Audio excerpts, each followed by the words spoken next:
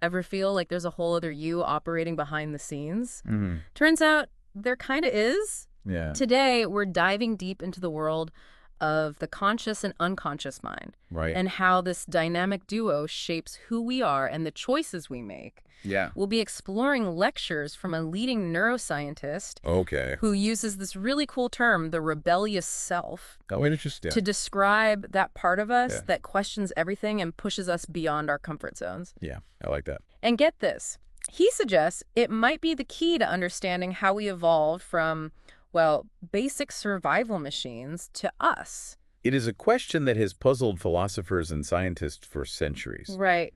But I think what's really changing the game is our growing understanding of the unconscious mind. Yeah. It's not just some passive file cabinet for memories. Right. It's actively shaping our perceptions and influencing our choices in ways we're often totally unaware of. So it's like there's this hidden supercomputer running in the background, Yes. processing information, Yeah. whispering suggestions. Exactly. And what's fascinating is that sometimes it's actually smarter than our conscious mind. Really? There's this research by Ab Dijksterhuis Okay. where he presented people with a ton of information about different apartments, Mm-hmm. way more than anyone could reasonably process consciously. Right.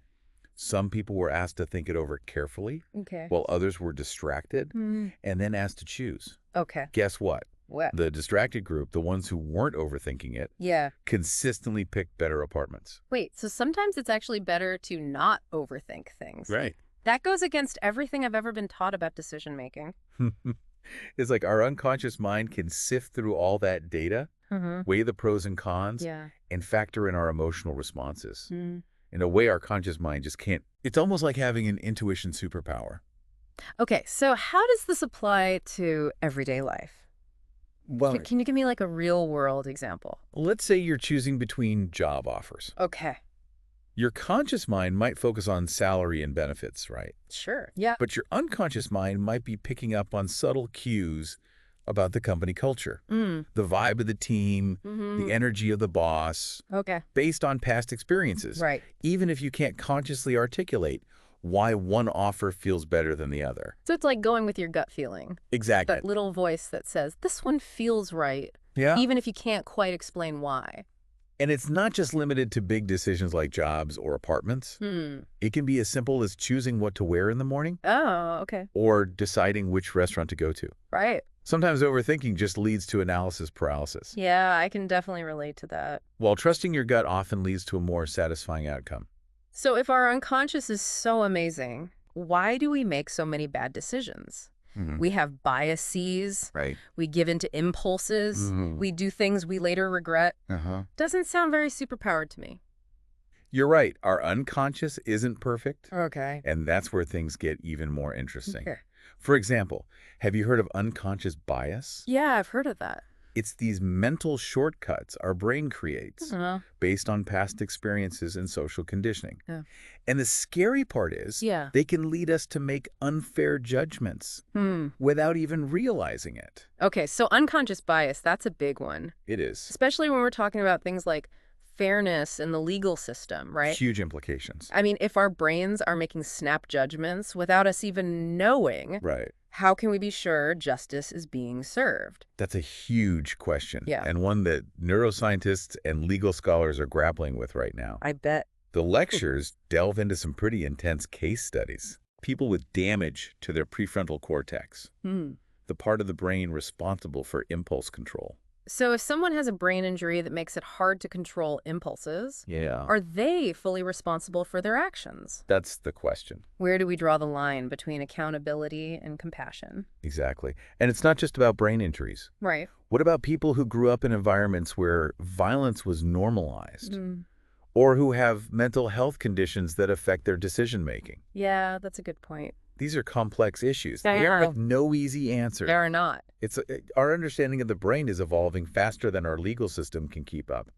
That makes sense. It feels like we're entering a new era where we have to redefine what it means to be responsible for our actions. Yeah, it feels like a paradigm shift. It is a paradigm shift. And it's forcing us to reconsider long-held beliefs about free will and accountability. Big question. And Honestly, it's making the whole concept of justice a lot more nuanced than we might have previously thought. Yeah, much more nuanced. Okay, so this is all pretty mind-blowing. It is pretty amazing. But knowing all this about the power Uh, and the potential pitfalls of our unconscious minds, is yeah. there anything we can do to uh, make it work for us? To Well, kind of steer it in a more positive direction? that's the exciting part. Okay. It's like we're not just at the mercy of our unconscious mind. Mm-hmm. We can actually train it like a muscle.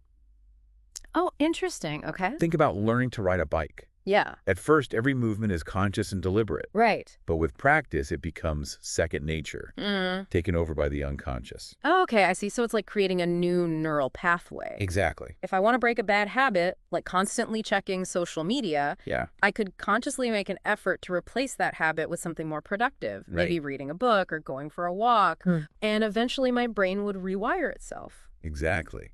And the really cool thing is Yeah. emotions play a huge role in this process. Okay. Positive emotions actually strengthen those neural pathways, Mm. creating a positive feedback loop. So if you can find ways to make those new behaviors enjoyable, Yes, your brain will be more likely to adopt them. much more likely. So it's not just about willpower. Right. It's about finding ways to make positive changes feel good. You got it. That's where those small daily rituals come in, right? That's a great point. Like making your bed every morning or taking a few minutes to meditate. Yeah, I love that you brought that up. They might seem insignificant, but they create a sense of structure and accomplishment that can actually rewire our brains over time. They're powerful tools for tapping into our unconscious mind and bypassing that initial resistance from our conscious mind. Oh, interesting. Think about it. Yeah. Rituals are found in almost every culture throughout history. Yeah, that's true. They provide a sense of stability, connection, and meaning, Mm-hmm. which are all essential for human well-being. And it's not just about ancient rituals, right? Nope. We create rituals in our own lives all the time. All the time. Our morning coffee routine, Yeah. our Sunday brunch with friends, even the way we unwind at the end of the day. Exactly. It's about creating those little pockets of intention and enjoyment that help us feel grounded and connected. Absolutely. Yeah. And when we do those things consistently, Yeah. they become embedded in our unconscious mind, Okay. creating a sense of stability and routine that can be incredibly beneficial. It sounds like it. But it's important to remember that emotions can also work against us. Oh, how so? Think about addiction.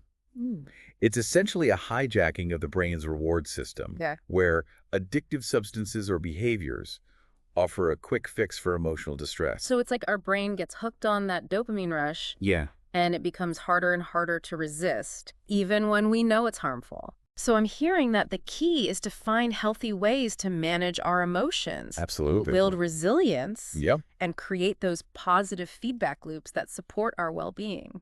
Love that.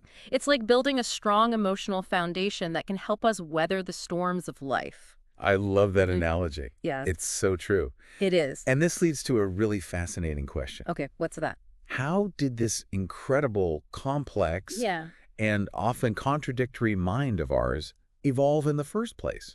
How did we go from simple organisms driven by instinct Right. to beings capable of self-awareness, language, creativity, and even this rebellious streak that pushes us to question everything? Okay, now we're going way back in time. We are. It's hard to even imagine those early humans just starting to grasp the concept of self. Right. Did they even have a sense of individuality like we do? It's a question that continues to intrigue anthropologists and neuroscientists. I bet. We can't know for sure what those early humans experienced, Right. but we can look for clues in the archaeological record and in the behavior of our closest primate relatives. Okay. For billions of years, life on Earth existed without anything resembling human consciousness. Why? It was all about survival, Okay. responding to stimuli, Yeah. seeking food and shelter, Right. avoiding danger. So it was like being on autopilot. Exactly. No deep thoughts. No. No existential angst. None. Just pure instinct driving everything. Pure instinct. Wow. But at some point, Mm. and scientists are still debating exactly when and how Okay. consciousness began to emerge. Uh-huh. It wasn't a sudden aha moment, Okay. but rather a gradual unfolding, a Mm. series of incremental changes that ultimately led to the development of a sense of self. So what were some of the key milestones on this evolutionary journey? What were those pivotal moments that Right. set us on the path to becoming the complex beings we are today? Well, one of the most significant developments was the emergence of verbal language. Okay. Imagine trying to reflect on your own experiences, Yeah. to make sense of the world around you Uh-huh. without the words to articulate those thoughts. Right. It would be like having a symphony in your head, but no instruments to play it with. So language gave us the ability to not only think, Yeah, but to think about our thinking, exactly. to share those thoughts with others, Uh-huh. to create a shared understanding of the world. A shared reality. It's like language was the software that unlocked the full potential of our brains. Exactly. It allowed us to move beyond concrete experiences and into the realm of abstract thought. Okay. We could start to ask why. Wow. We could create stories to explain the world around us, to pass down knowledge, Right. to connect with each other on a deeper level. And those early stories were probably pretty crucial for survival, right? Absolutely. I mean, they helped those early humans make sense of a world that must have felt pretty chaotic and unpredictable. Think about the kinds of stories they would have told. Yeah. Tales of hunting and gathering, of encounters with dangerous animals, Right. of the changing seasons. Yeah. These stories wouldn't have just been entertainment. Right. They would have been vital tools for teaching survival skills, for reinforcing social bonds, Okay. for warning about potential dangers. It's like those stories were a way of creating order and meaning in a world that often felt chaotic and unpredictable. Exactly. And that brings us to another fascinating concept. Okay. Sociocultural homeostasis. Sociocultural homeostasis. Yeah. Okay, so explain sociocultural homeostasis to me. How does that work? Think of it as this constant dance between two opposing forces. Okay. On one hand, we have this rebellious self, Yeah. this drive to question, to explore, Right. to push the boundaries of what's possible. Okay. But on the other hand, we crave stability, predictability, and a sense of belonging. Right. We need those structures and systems that help us feel safe and secure. So it's like we're constantly trying to find that sweet spot between pushing for progress and maintaining order. Exactly. And storytelling plays a huge role in that process. Absolutely. Yeah. Stories help us make sense of the world. Uh-huh. They teach us about right and wrong. Okay. They reinforce cultural norms. Right. And they provide a framework for navigating the complexities of human relationships. Okay, so we've got language. Yeah. We've got storytelling. Uh-huh. And we've got this drive for sociocultural homeostasis. Right. How do these all come together to shape the evolution of consciousness? Well, as those early humans started to develop more complex language and storytelling abilities, they were also becoming more self-aware. Okay. They were starting to understand that they were individuals, separate from the group, with their own unique thoughts and feelings. So it wasn't just about surviving in the physical world. No. It was about understanding their place within the social world. It was about understanding their place in the social world. And that must have created a whole new set of anxieties and challenges, right? Yeah. I mean, now they had to worry about things like social status, reputation, and Right. fitting in with the group. Exactly. And those anxieties would have been compounded by the very real dangers they faced in their daily lives. Yeah, of course. Predators, scarcity of food, Right? harsh weather conditions. Oh, wow. It was a constant struggle for survival. No wonder they needed stories to help them cope. Makes sense, right? It makes our modern-day anxieties about deadlines and social media seem pretty tame in comparison. Yeah, very tame. But the fascinating thing is, those early narratives weren't just about explaining the natural world or dealing with external threats. Yep. They were also exploring very human themes Yeah. of loss, betrayal, courage, the search for meaning. All the big questions. It's like they were wrestling with the same big questions we grapple with today. What is the meaning of life? What does it mean to be a good person? How do we find happiness in a world that's often unpredictable and unfair? They were. And it seems like storytelling was their way of trying to find answers to those questions. Absolutely. To create a sense of order and meaning in a world that often felt chaotic. Exactly. And as their cognitive abilities continued to develop, Uh-huh. they started to question not just the what, but the why. Right. They weren't content with simply accepting things at face value. Hmm. They wanted to understand the underlying principles, Okay. to challenge assumptions, Yeah. to find better ways of doing things. There's that rebellious self again. There it is. Always pushing for progress. Yeah. Always seeking knowledge. Always learning. Always challenging the status quo. Always challenging the status quo. It's that restless spirit that's driven human innovation throughout history. And it all started with those early humans sitting around a fire, sharing stories, and trying to make sense of the world around them. Trying to make sense of the world. It's incredible to think about how far we've come from those early beginnings. It is remarkable. But the power of storytelling, Yeah. the power of those narratives we create and share, that's something that stayed with us throughout human history. It has stayed with us, and that's what we'll explore in the next part of our deep dive. Okay, great. We'll look at how storytelling continues to shape our world today Sounds good. and how we can use that knowledge to become more mindful, more critical, and more empowered in the face of the narratives that surround us. Awesome. I'm looking forward to it. So we were talking about how those stories helped early humans make sense of their world. Right. And now it's like we're bombarded with stories all the time. It's almost overwhelming. It can be. Yeah. But, it's interesting because this whole idea of storytelling, it ties back to something we talked about earlier. It's the power of our unconscious minds. Okay. I'm listening. Okay, so think about this. Okay. We're not just at the mercy of our unconscious mind. Right. We can actually kind of train it. Exactly. It's like we can train it like a muscle. Like building up strength. Yeah, like building up strength. Okay, so how do we do that? Well, think about learning to ride a bike. Okay. Yeah. At first, every movement is conscious and deliberate. Right. You have to think about everything. But with practice, it becomes second nature, taken over by the unconscious. Okay, I'm following you. So it's like creating a new neural pathway. Exactly. The more you repeat an action or a thought pattern, the stronger that neural pathway becomes. And eventually just becomes automatic. It does. It becomes automatic. And that's how we develop habits. Both good and bad. Both good and bad. So if I wanted to break a bad habit, like constantly checking social media, I could consciously make an effort to replace that habit with something more productive. Right. Maybe reading a book or going for a walk. Yeah. Exactly. Eventually my brain would rewire itself. It would. It really would. And the cool thing is, emotions play a huge role in this process. Really? Okay, how so? Well, positive emotions actually strengthen those neural pathways. So it's not just about repetition. No, it's not just about repetition. It's about the feeling. The feeling. If you can find a way to make that new behavior enjoyable, your brain will be much more likely to adopt it. So it's like creating a positive feedback loop. Exactly.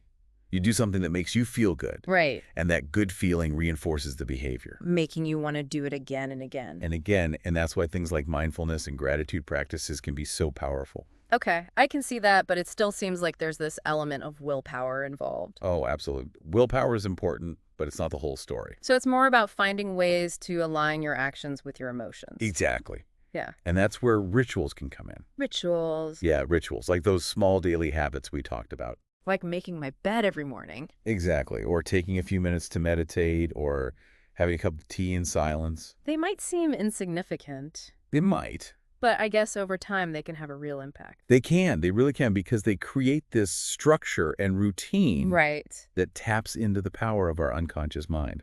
Interesting. I've never thought of rituals that way before. Yeah, they're like these little anchors that help us stay grounded. Especially in a world that feels increasingly chaotic. Exactly. And they can also be incredibly powerful for creating a sense of connection. Connection? How so? Well, think about it. Rituals are often shared experiences. Okay, yeah, like family traditions or religious ceremonies. Exactly. And those shared experiences help us feel connected to something bigger than ourselves. That makes sense. So rituals can be these powerful tools for harnessing the power of our unconscious mind. Okay, so we've talked about creating new neural pathways and finding ways to make positive changes feel good. Right. And the power of rituals. Yeah. But what about those times when our emotions work against us? Oh, that's a really important point. Our emotions can be incredibly powerful. They can be double-edged swords? Absolutely. They can be double-edged swords. And that's where things like addiction come in. Okay. How does addiction fit into all of this? Well, think of it this way. Okay. Addiction is essentially a hijacking of the brain's reward system. Okay. Addictive substances or behaviors offer a quick fix, Hmm. a shortcut to feeling good. Okay, yeah, I can see that. But the problem is, Right. that shortcut comes at a cost. It's like taking out a loan with a really high interest rate. Yeah, exactly. You get that immediate gratification, Uh-huh. but you end up paying for it in the long run. Because those addictive substances or behaviors, they don't actually address the underlying issues. They don't. They just mask them temporarily. And in fact, they often make those issues worse. They often do, yeah. And that's why it's so important to find healthy ways to cope with stress and emotional pain. So we're not relying on those quick fixes that ultimately lead to more suffering. Exactly. It's about building resilience, Yeah. developing coping skills, and finding ways to experience joy and connection that don't involve harmful substances or behaviors. It's like creating a reservoir of positive emotions that we can draw on when times get tough. I love that. A reservoir of positive emotions. That's a great way to put it. So I guess in a way, it all comes back to those early humans and their stories. How so? Well, they were trying to make sense of a world that was full of dangers and uncertainties. Right. And they used stories to create a sense of order and meaning. They did. And now it's like we're still doing the same thing, but on a much larger scale. That's a really insightful observation. It's like we're all trying to find our place in this grand narrative of human existence. We are. We are. And those stories we tell ourselves and each other, they shape our understanding of who we are, Right. where we belong, Yeah. and what's possible. It's almost like a collective unconscious. It is a collective unconscious. And that brings us to a really fascinating question. What's that?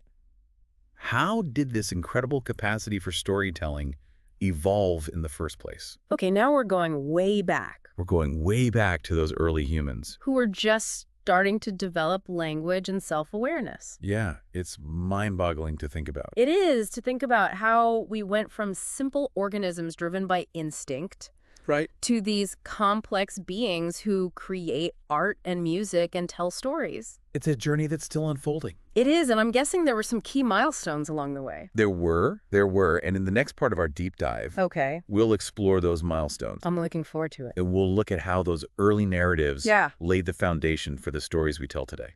So we've been talking about the power of storytelling. Yeah, a powerful force. But in a practical sense, how does that translate to my life? Well, it's more relevant than you might think. Okay. Just consider the sheer volume of stories you encounter every single day. I mean, yeah, there's a lot. The news you consume, Mm-hmm. the social media feeds you scroll through, Oh, yeah, definitely. even the movies and TV shows you watch, they all weave narratives.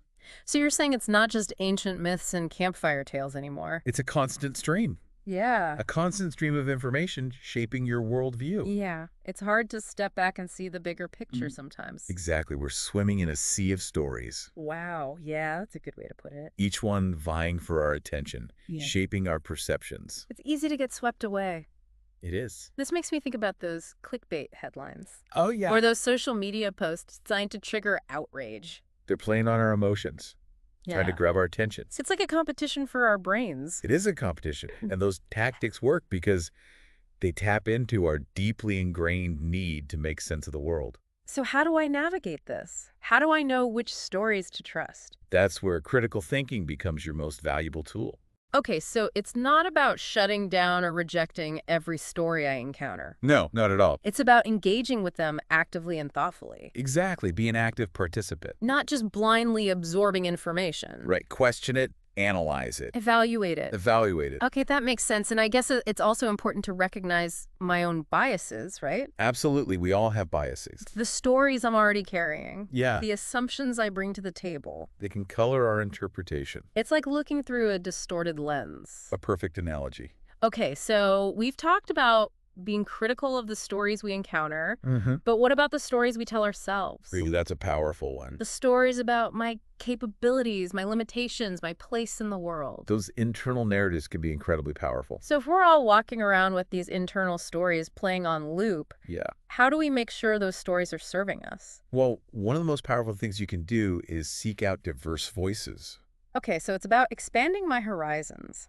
Exactly. Engage with stories that are different from your own. Stories that challenge my comfort zone. Yes, stories that challenge your comfort zone. It's like adding new books to my mental library. I love that analogy, adding new books to your mental library. And I imagine that also helps us develop empathy and understanding for others. Absolutely. When we step outside our echo chambers, Right. we start to see the world through different eyes. And we can connect with people on a deeper level. Exactly. So, to wrap things up, it seems like we've come full circle. In a way, yes. We started by talking about those early humans, Huddled around a fire, sharing stories. trying to make sense of the world. And now, thousands of years later, we're still doing the same thing. We are, but with even more powerful tools at our disposal. Tools like language, technology, and the ability to connect with people from all over the world. It's an incredible time to be alive. It is, but it's also a time when it's more important than ever to be mindful of the stories we're consuming and creating. To be critical thinkers. To be compassionate listeners. And to use our voices to share stories that uplift and inspire. Stories that help us build a better world. Exactly. So, as we conclude this deep dive, I want to leave you with this thought. Okay. The power of storytelling is in your hands. It's a power we can all wield. Use it wisely, use it well, and let's create a world where every story matters. Thank you so much for joining us on this journey. It's been a pleasure exploring these ideas with you. And to our listeners, thank you for diving deep with us. We hope you've enjoyed this exploration of the conscious and unconscious mind and the power of storytelling. Until next time, keep questioning, keep learning, and keep sharing your stories.